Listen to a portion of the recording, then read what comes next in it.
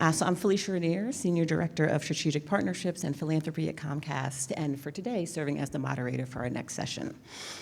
So as we stand at the intersection of innovation and impact, AI presents us with powerful tools to better understand, serve, and uplift our communities. From improving access to essential services and enabling more responsive and inclusive programming, the potential really is immense. And it's equally important to stay aware of the ripple effects it may have across our systems and our society. So during today's panel discussion, we will explore not only opportunities that AI offers to nonprofit organizations and the communities they serve, but we'll also dig into some of the challenges, ethical, social, and practical, in ways that we can thoughtfully navigate through those. We'll discuss how to ensure that AI is developed and deployed in ways that are transparent, aligned with the values of the communities that we work with. I'm so honored today to be joined by leaders representing two incredible nonprofits here in Philadelphia, Hopeworks and TGR Learning Lab, who are already doing some of this work. They know how to integrate AI into their programs while staying grounded in the needs of the community. Together, we'll dive into how we can build trust, foster collaboration, and ensure that opportunities of this technological shift are shared broadly. So with that, I will start to introduce our panelists and then welcome them to the stage. We will start with Meredith Foote, who is the Executive Director of TGR Learning Lab in Philadelphia. So Meredith has spent nearly 2 decades in education as a teacher, principal, and coach. Under her leadership, the TGR Learning Lab, which was founded by Tiger Woods, opened 6 months ago at Cobb's Creek campus. They offer free STEAM, career and college readiness, and health and well-being programs for students across the greater Philadelphia region. And in partnership with Comcast, TGR is co-creating an AI curriculum in youth. Thank you, Meredith. So next we have Sam Sanchez. So Sam represents the next generation of community-centered technologists. Sam is an AI navigator at Hopeworks in Camden, where he helps residents and young professionals explore possibilities of artificial intelligence. Sam is an inspiring young voice for inclusive AI and community impact, and his work reflects the power of empathy and innovation. Welcome, Sam. And then we have Erich Smith. So Erich is the Director of Learning and Development at Hopeworks and a board member of the Technology Learning Collaborative. Through his leadership of the AI Navigators, Erich guides young professionals like Sam to help communities leap beyond the AI literacy divide. He also played a key role in integrating the AI Innovation Lab with Dell Technologies, ensuring its impact both internally at Hopeworks and externally across community workforce initiatives. Welcome, Erich.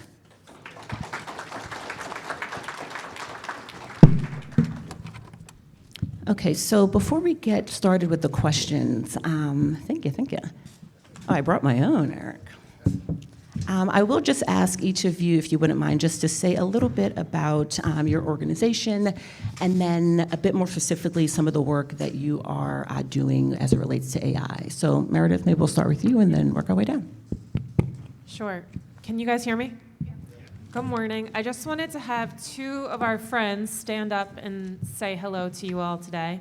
We have 2 special Temple University sophomores who joined us. And Mallory and I, who work for TGR Foundation, happened to run into them when we were walking up here. And they are twin sophomore brothers who went to High School of the Future, and we met them 2 years ago. And one of the brothers, Rashid, is our Earl Woods Scholarship recipient. And Rashid, can you stand up and wave to everybody?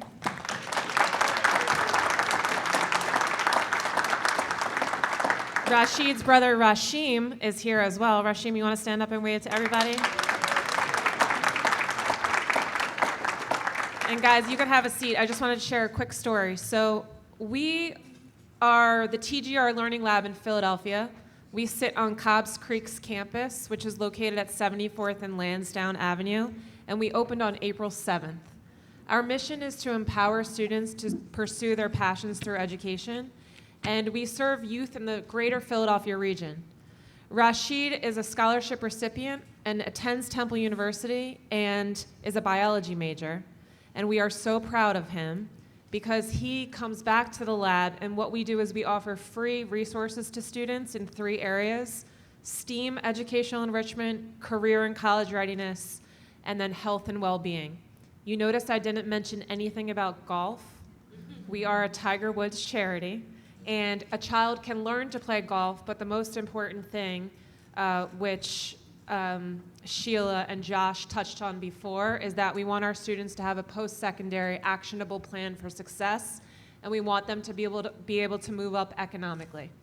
So I'm happy to be here today. So happy that Rashid and Rashim are here with us. Mallory, wave your hand. She's on the TGR team. And I talked for way too long, so I apologize. I'm going to hand it over to my peers. Awesome. Well, thanks for sharing the story. And then between Erich and Sam, if you just want to share a little bit more about Hopeworks and then some of the work that you're doing as it relates to AI. Absolutely. Good morning, everyone. My name is Erich Smith. The organization that I work with, Hopeworks, is in both Philadelphia in the Kensington area, as well as Camden, New Jersey.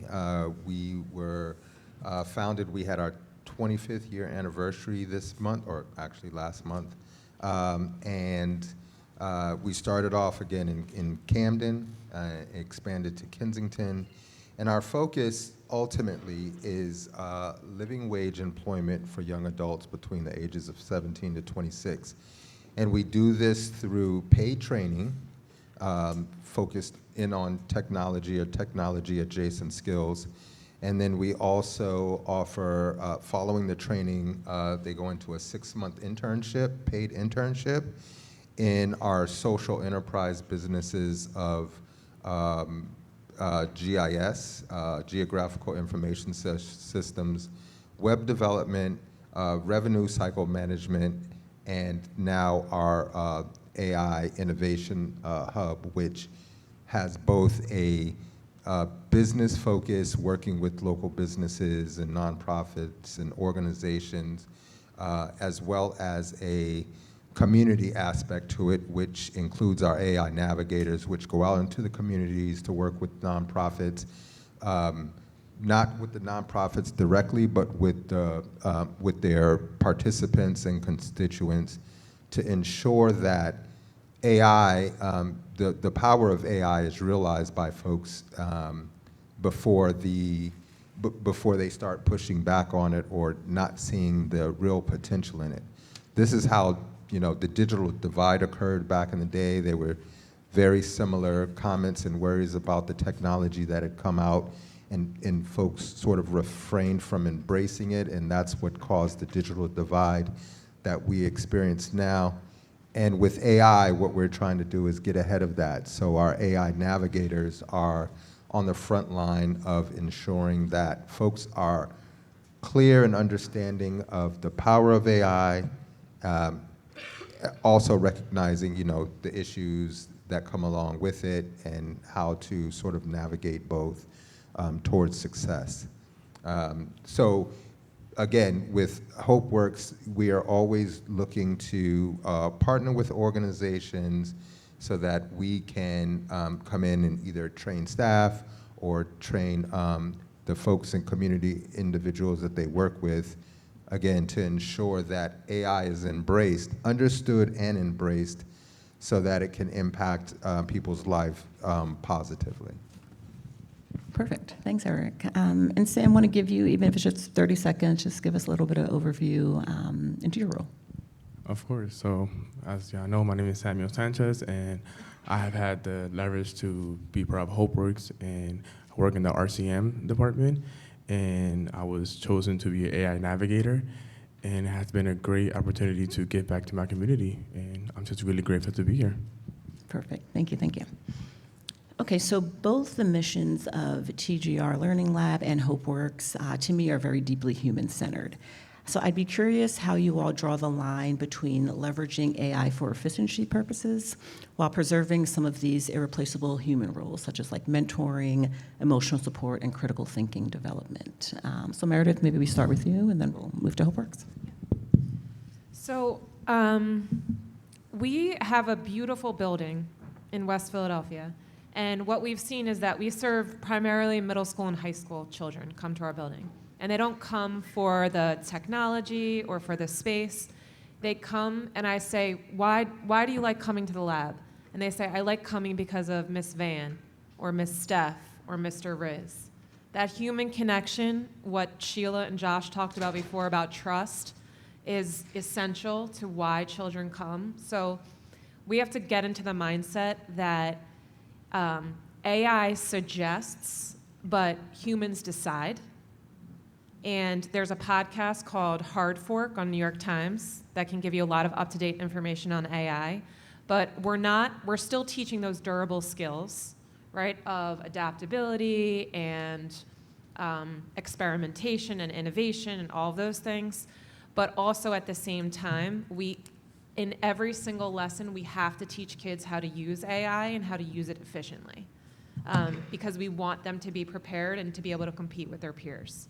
So I think that the sense of belonging, identity, purpose, all of those things that remain the same, because that's what kids like to feel and that's what adults like to feel.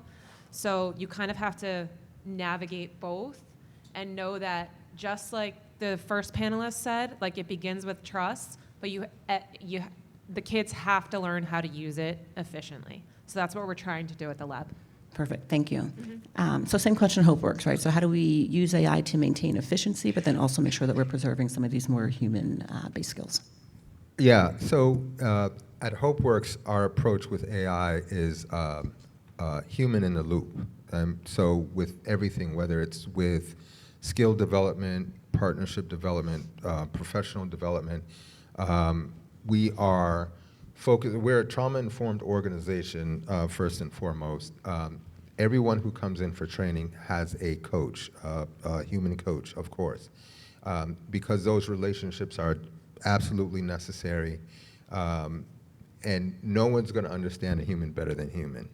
I mean, it's pretty obvious. But with AI now coming into it, we look at, everyone's heard the news, oh, AI is going to, take people's jobs. AI is not going to take anyone's jobs, but an individual with great AI skills may take your job. And essentially AI is, if you think about it like this, someone having if a contractor comes to your house and they have a screwdriver to build a deck, it's going to take that person a long time. But if they come with a drill, that it's going to be more efficient. So we look at AI as just putting a drill in our young people's hands, and so that they can go out and, as AI augmented individuals or AI augmented skills, to be able to build their careers and support organizations in such a way when they come into an organization, they have those additional skills to support, their role in that organization. So that's how we look at human in the loop always. Love that. It reminds me, Erich, of something I heard a while back, similar to what you just said, right? Where jobs necessarily won't be taken by AI, but they will likely be taken by people who know how to use AI, right? So for me, it was just a really helpful reframing of it that I kind of carry with me as I think about, ways that AI is going to continue to evolve and, be a part of our day-to-day lives. Sam, I don't know if there's anything there you wanted to add? Of course. So as an AI navigator, when I went to my community and help elderly people navigate through AI, my main focus was to teach them the AI was a support and more like an encouragement, just to build their confidence so they can build their curiosity. Perfect. So Erich, you touched on this a little bit, but in some ways it seems like the digital divide is now evolving into the AI divide, as you mentioned. So we'd love to hear y'all speak a little bit about some of the challenges that you're facing when it comes to making AI tools accessible, and then how you're designing programs to make sure that AI doesn't widen gaps that might already exist. Yeah, so with AI, right, there's a lot of misinformation just in terms of the impact that it will have. With AI being, one of the great tools that we now have. You know what? Go back to the question. I literally was about to answer another question and go deeper into it. I mean, I'm curious to hear what question you were going to answer, but we'll go back to this one. It's coming next. It's coming next. All good. So the digital divide is evolving into the AI divide, yes. right? So just challenges that you face when it comes to making AI tools accessible, and ensuring that we're designing programs that don't necessarily widen gaps that already exist. I was about to start answering the second part of that. Okay. Yeah, so with AI, we hear a lot about the environmental impacts, which are all very true. There's no denying that. But there are solutions that are coming that will alleviate those issues. That's what we're hearing the most in terms of folks being resistant to AI.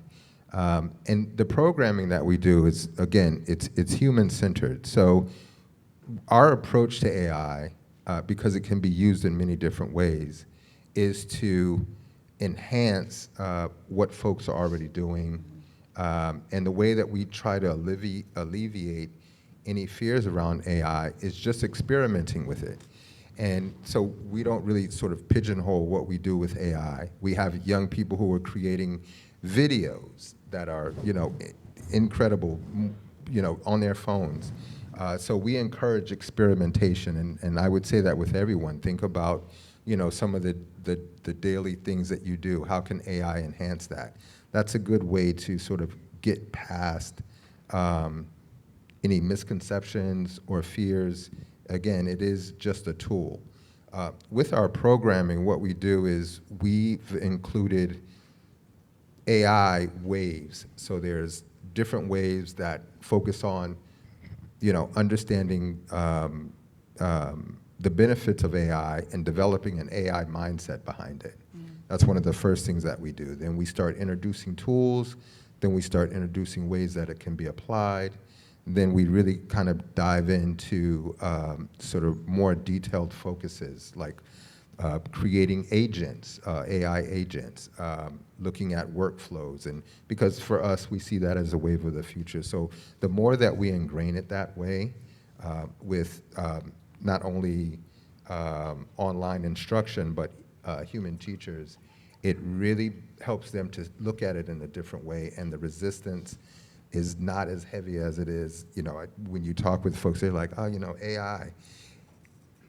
There's so many different things that you hear. AI is really just a tool. It is not a being, and not something that you should be inviting to birthday parties and things like that.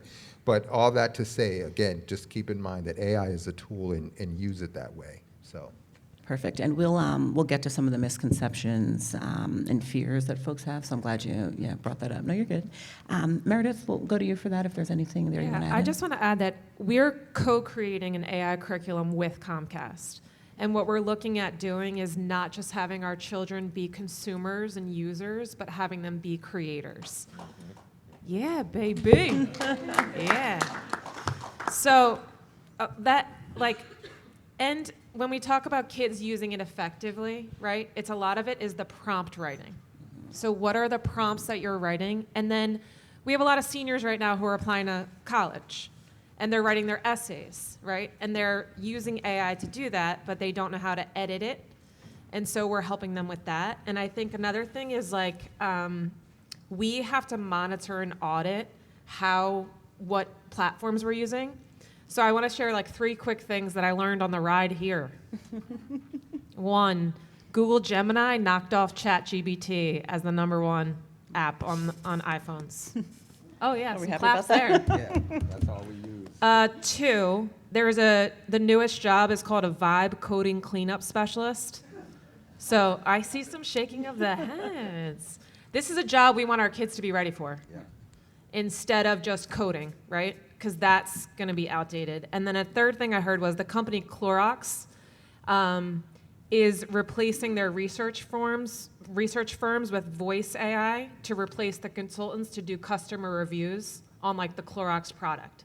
These are things that our children in middle school and high school need to know, because those are going to be the future of the jobs. And so what we want to do in collaboration with Comcast is make sure that we're not just using it, and we understand how much these data centers cost, right? And the environmental effects of it. And that we're not just using it, but that we're becoming creators of it. So it's a big lift, but I feel like we've got the right partner in Comcast, and that's kind of where our heads are at. Awesome, thank you. Yeah. And really to follow up there, Meredith, when we think about entry-level jobs or just jobs in general, there is a sense that AI is rapidly redefining what that looks like, right? So curious for both of your organizations, how you're ensuring that your curriculum both addresses immediate job market needs, but then also preparing young adults for jobs that don't even exist yet, right? So some of what you're speaking about with this vibe coding, I'm curious there. So yeah, just if y'all can speak how we make sure that the curriculums are for today, but then also for the future. Want to go, Eric? Yeah. And Sam? So our curriculum, we created what's called a living curriculum, and it can adjust on the fly. We can drop in different pathways after they get a little more past half of the training. There are still some of the basic elements that we include in there, like professional development and making sure that they're, prepared for, to just be open to learning. One of the benefits of doing it that way is that, right, AI is changing all the time. And really, right now, we're all still sort of in the experimentation stage with AI. We're starting to do a little more with it, and as that happens, we're able to change aspects of the curriculum so that maybe it includes a new platform that's not even out, but at some point, we're able to include beta platforms, so it might not be widespread, but we get a chance to sort of experiment with it, helping them to understand how to narrow down. There are so many AI platforms out there right now. How do you narrow them down? There's an understanding that has to go along with that, as well as how it's applied to everyday things. So an example of that is, I saw one of our young professionals entering in some personal data into the free version of AI and helping them to understand how that will go up into their training model, and somebody in Arizona can pull that information based on a prompt that they put in. So we really just try to highlight those aspects of it, but our curriculum is now closely tied to our AI Innovation Lab. So as that continues to develop and we understand some of the different pathways that are related to future focused jobs, we can bring that back into the training so that it's an ongoing sort of revision and understanding of the different skills that are necessary. So that's how we're able to do it and sort of keep our pulse on the changes that are coming down the pike. And then Sam, just as a AI navigator, if there's things there that you would add in, would love to hear. I feel like Eric covered everything, but one thing I can say is that we have focused more on helping young adults to develop the courage to think on their own a little bit and just explore their creativity. Perfect. So Erich, you had mentioned a little bit about some of the misconceptions, so want to drill in a little bit there. So for each of you, curious what some of the most common misconceptions or fears that you've encountered when introducing AI, either to program participants or community members, and how you've addressed them. And then as a follow-up, any advice that you would give other nonprofit organizations looking to introduce AI to their communities. So we'll start with some commonly known misconceptions, and then how you kind of combat some of those. One, that AI dumbs you down. And also, again, the misconception that it takes away creativity. And what we've been able to do is, well, with the creative aspect of it, I mean, how many folks here use Canva? Yeah, look at that. And don't tell me that you haven't used the AI aspect of it. It's incredible. I mean, I did a PowerPoint on it the other day and was just blown away by how intuitive and how much easier it is now. So it supported the creativity that I was looking to do. Mid-Journey, which I'm sure a lot of artists know about. So we look at it as tools that enhance your creativity, but don't steal it or sort of push it down. AI can't do anything without either our content, whether it be art or what have you. So the misconception that it's pushing back against creativity, it's all about how you use it. the other misconception is that with the environment, again, it's not something that I really get into heavily, but there are solutions coming for the level of energy that it uses. There will be workarounds. And again, back when computers came out, very similar argument was put up just in terms of how much electricity would be used because there's these new appliances in the house. And again, we've only seen benefits from these things, so I would always tell folks that when you think about AI, start with the benefit that you see in it, and not the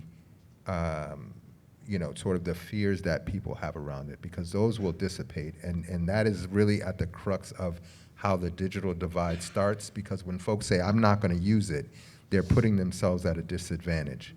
And again, that's where the digital divide starts to grow, and it most impacts communities that don't always have the resources to really use it, to know the benefit of it. So, folks just stay away from it. So. Cool. And then Meredith would love to hear some, common misconceptions that you come up against. Yeah, I think common misconceptions are that AI is going to replace teachers. It's too risky, it's biased, it's unfair, it has hallucinations. And advice for nonprofits to start is start small. Use the free options that are available. Try something with your team, be collaborative, and then iterate.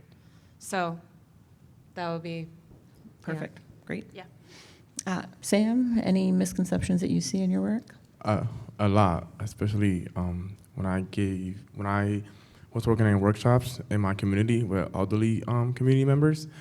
One of them were concerned about privacy and AI taking over their jobs.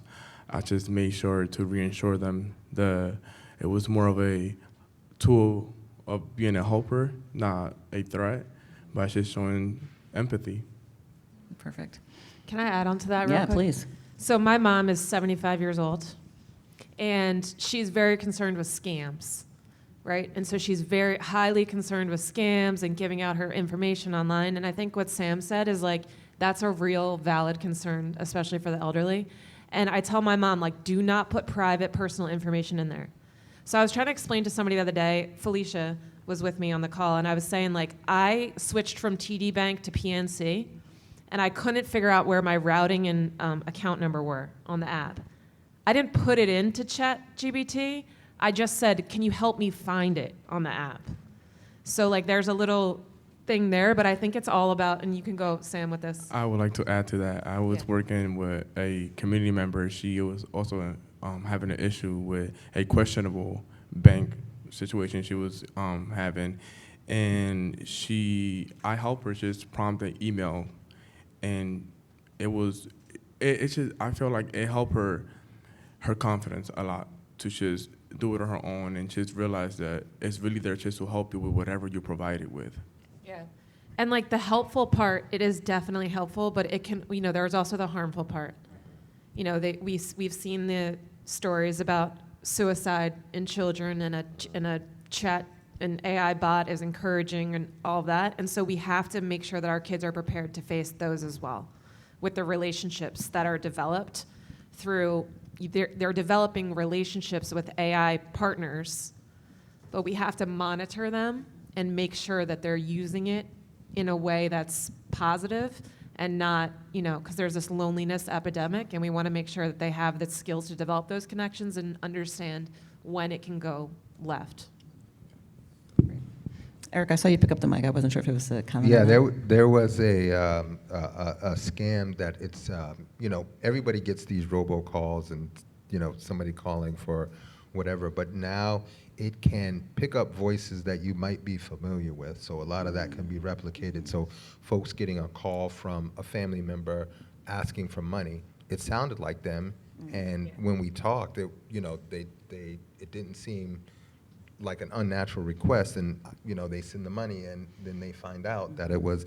So, the type of scams that are going to be coming out are, on a whole nother level. But it just starts with the basic questioning that you have, and just being not just curious, but stay aware. If it seems like it might be out of place, then just begin to ask more questions.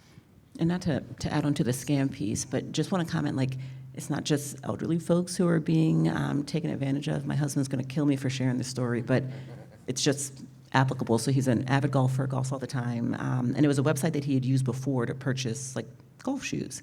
And that's the other thing, like, AI, like, it gets to know you, right? So it, like, is really good at putting things in front of you that are gonna, grab your attention. All that to say, there was a deal that came up on his phone where it's like, you can get these 3 pairs of golf shoes that you just paid $200 for like $20 a pair. And he comes to me, he's like, Felicia, I just like got this great deal. And then come to find out, he did not get the golf shoes. It was a whole thing. The guy had to, but it's folks at all different ages who are getting, taken advantage of, because sometimes it, like, maybe it seems too good to be true, but it's not so outside of something that you would do on a regular basis, right? So, just this thread about making sure that we continue to be aware, right, when things, might seem like it is applicable to us, but not necessarily, just not true. Yeah. So just to kind of continue on some of the risks, right? So curious if there are risks or blind spots that you all are actively trying to address as you scale some of your programs. And this is a new question that I'm throwing in, but as we kind of think about making sure that our programs continue to grow and be as accessible to different populations, what are some of the risk or blind spots that you just want to make sure that you continue to be aware of? I would say with AI, it always wants to give you an answer. So that's really important to keep in mind. And it will take, irrelevant or information not related to, we see this with hallucinations that AI does. But it is really important just to stay diligent in terms of the process in which you use AI. Some of the things, like, again, and I'll use an example as well. With the free version of ChatGPT or Gemini or any one of them, understand that information all goes up into a training model. The free version, you can't stop that. There's no way. You can with the free version, but you have to actually go in and do that. And just being aware of the things in terms of how you set up whatever AI you're using, make sure that you go through and understand the features. A lot of folks just jump on and that's without really looking at it, features and how the information might be used. It will tell you all that initially, so just make sure that you take a little bit of time to look at that, to really understand, how the information will be used and what will be kept private and what goes up into the training model. So, cool. Meredith? I'm like a little nervous about this one because, again, on my ride here, on my podcast, there was a note about how AI assistants are intentionally misleading consumers, right? And lying on purpose or scheming. And so I don't know how you guardrail against that, but I think for every, using transparency and guardrails, especially when educating youth, is like you have to have a human review of every output. And then if you're using an AI assistant, I would say, Felicia, I really don't know. Yeah. Like, I think it's something that I would need help with. We at TGR Foundation would need help with when we're developing these curriculums with Comcast. Like, we want the experts to help us navigate that. Because it's constantly changing, and I think as, like, Mallory and myself, as educators, as we are trying to help figure this out, folks in here that are smarter than me, which is everyone, we would need, we need the community feedback. And so we need community feedback, we need community support to make sure we're doing it correctly and make sure we're not allowing these AI assistants to lie to our children or to intentionally mislead us.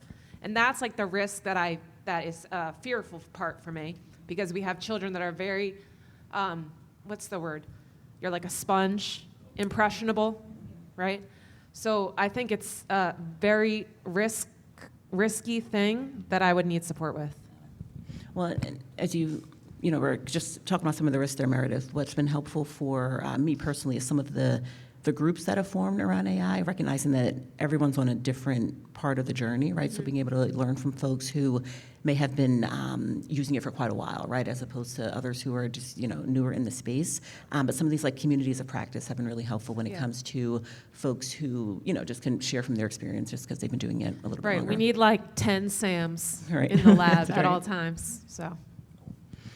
So I have a few more questions for our panelists, but also want to make sure that I open it up to the audience in case there are any questions, maybe comments, but questions for sure. Maybe we have time for one or two. Okay.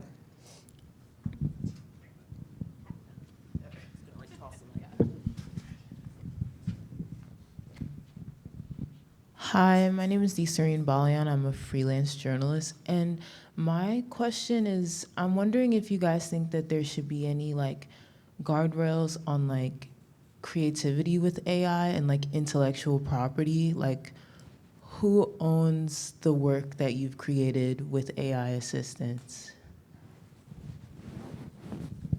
No, that's a great question, and right there should be guardrails with it. I mean, you see some of the lawsuits that are out there. If I can go out and have AI create a Monet simulated painting, but it's not Monet. Monet will not get credit for that or anything like that. There should be guardrails around that. Folks should get paid and recognized for how it's used with AI. I think that's an ongoing conversation, but I do think that any creative output that's used with AI should be, if anything, acknowledge the artist's work that was used to create that.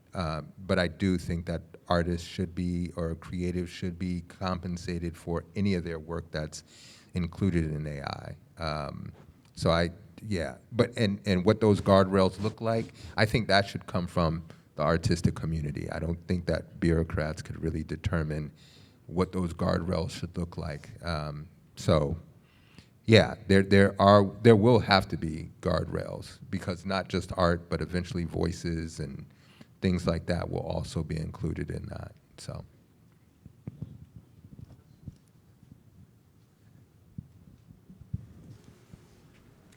Hi, this is something I'm very interested in personally, in balancing the efficient use of AI and inspiring and instilling that creative mindset. I use AI, I'm a writer and a storyteller.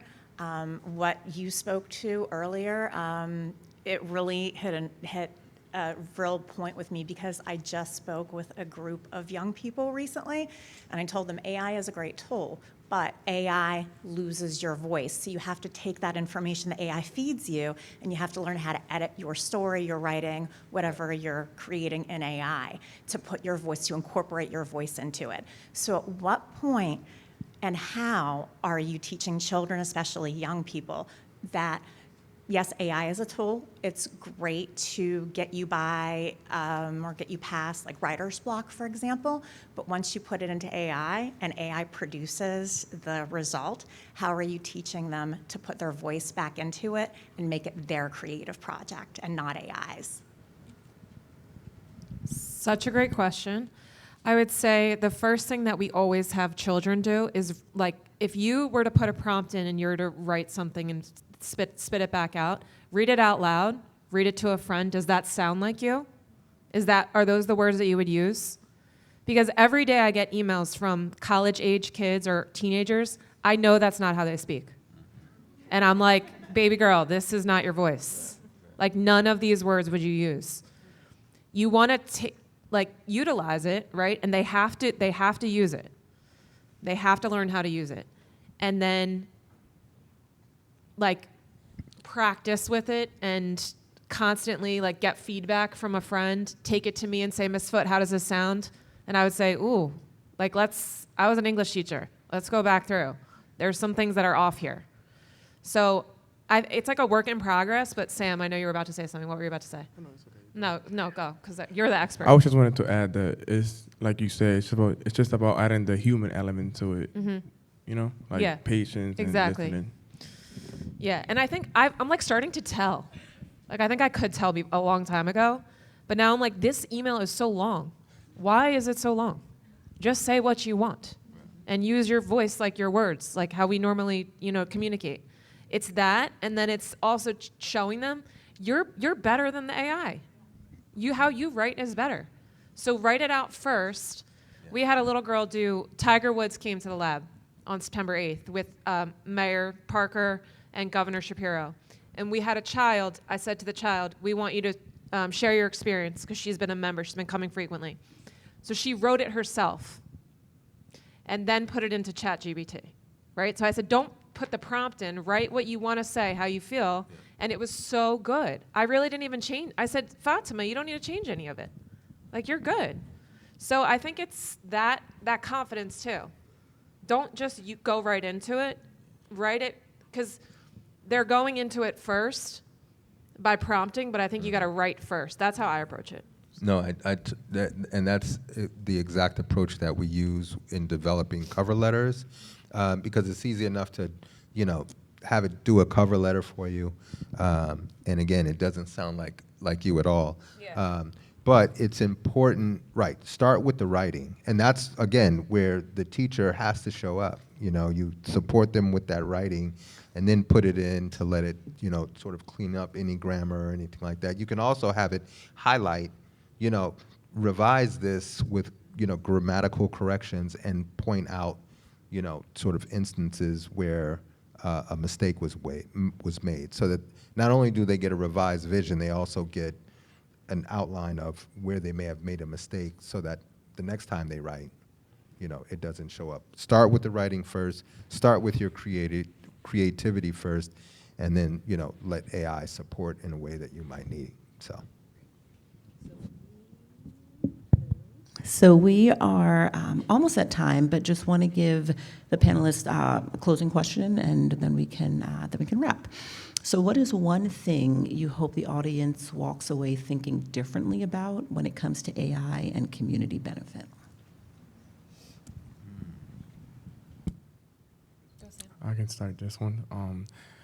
One thing y'all can take away from today is just to think about AI once again as a support tool, and just also just like me personally, just use it more for reassurance and guidance. Yeah, I would say one thing to walk away with is that, as Sam mentioned, that it's a tool, but how do you want to use that tool? Where, think about areas where you may want to enhance what you're already doing. Thinking about how AI can do that. Experimentation is the key right now. One of the things folks feel like, folks are getting ahead, or they feel like they're using AI in ways that they're not, and folks start to feel like they're missing out. Don't approach it that way. Again, start with what you're working on, the things that you're doing, and think about how AI can enhance that. Experiment, experiment, experiment. That is the key. Not just for individuals, but for organizations and for companies. That's what's happening right now. Perfect. Okay, Felicia, this is how I'm going to close us. Hopeworks and TGR Foundation, we're trying to do the same thing. We're trying to use AI, teach people how to use it, close that digital divide. If you want to help us and partner and get involved, Mallory, raise your hand. We work together. And we are working together because we are in West Philly, right? In the heart of West Philadelphia, in an area that's highly in need. We want support, we want to partner, and we're so grateful to be here today. We all have to make sure we know how to do this. We have to make sure we know how to use it, we help the kids understand how to use it, and we uplift each other. Because Philly is such a great city, and like Sheila and Josh said earlier, like it's about trust and building that collaboration. We can't do it alone. So we're kind of all trying to do the same. And that's what I would say is like, let's help each other out. Perfect. Thanks, Dennis.